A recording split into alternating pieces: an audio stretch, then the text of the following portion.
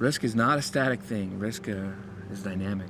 It moves, and we have to constantly stay alert and understand that you have to be prepared for that change. All communities have to have tremendous respect for Mother Nature. You've got to learn and embrace changes. Nobody expected the issue of sea level rise. It happens. We are keenly aware that we've got a huge responsibility to our community in keeping good floodplain management practices with hundreds of millions of dollars of property at stake if something were to fail.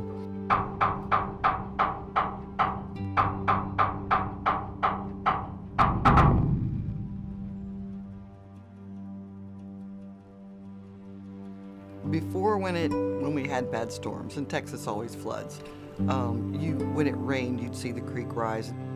In the past 2 years, it can be raining upstream and not raining in Leon Valley, and we will have a wall of water come down Heber Creek. When we did our full evaluation of the community, we found that we were not prepared at all, and so we needed to make changes. We had to educate ourselves first. I became a certified floodplain manager. We try and engineer drainage projects like detention ponds, drainage swales, anything we can do to try and slow the water down or completely eliminate water from coming into Heber Creek. If anyone is thinking that mitigation, flood mitigation is not worth the effort, they're wrong. We're having to go back and fix things that we should have done, and that's tough to watch. This is a good community. It's middle America. It's filled with great families, Little League, bowling alley, and great people.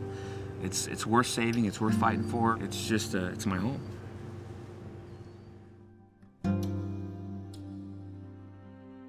We use the term sunny day flooding here in Miami Beach because on a very nice day, we actually can get flooding. The mayor, when he ran his campaign, actually was in a kayak paddling down one of the city streets saying, is this what we want the future of Miami Beach to be? But because of the limitations of the ground to take the water, the pumps that they were putting in were not achieving any real benefit. So we immediately went in and adopted a concept of going to outfalls so that we could push the water out into our adjacent waters. In Miami Beach, we consider ourselves a living laboratory. So as these projects are coming forth, we're meeting with the community one-on-one, community groups, so they understand what's coming next and why we need to do what we're doing. But I think, without the communication piece, these projects would not be successful. Since they finished the work here, it's been great. No flooding, streets are dry, there are a lot more businesses opening. It's a very active and vibrant community, and we love it. Cape Girardeau has been around a long time. Mark Twain once said it was the crown jewel of the Mississippi River. As an independent businessman, viewing the benefits of the flood wall, they are immeasurable. This area would not exist anymore without the flood wall. An additional benefit is the main tourist attraction.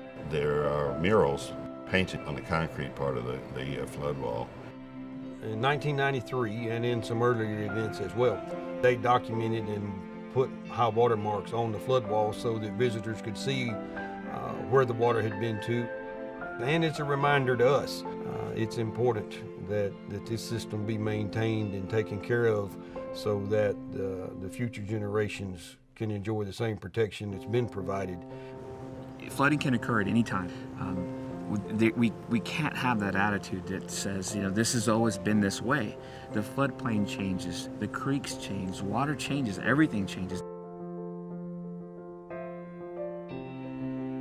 So as communities are planning for reducing their flood risk, it's important that they understand that they are protecting their citizens and their infrastructure.